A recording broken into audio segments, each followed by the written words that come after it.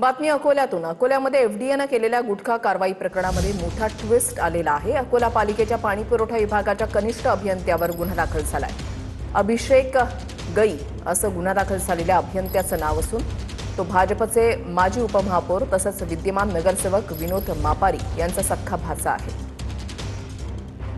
मला सांगाल सध्या आता गजानन यांचं नाव येते तुमच्या भाचा जो आहे काय नेमका प्रकार काय?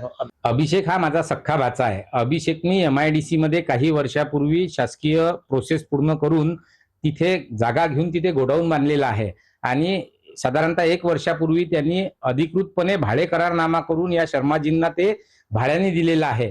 त्यामुळे त्या भाडेकरूंनी हे जे काही प्रकार केलेला आहे हा भाडेकरूंनी केलेला आहे। यामध्ये अभिषेकचा कुठलाही तीळ मात्र त्यामध्ये संबंध नाही आणि अभिषेक हा माझा भाचा आहे हा काही गुन्हा होऊ शकत नाही किंवा अभिषेकनी ते भाड्यानं दिलं हा सुद्धा काही गुन्हा होऊ शकत नाही।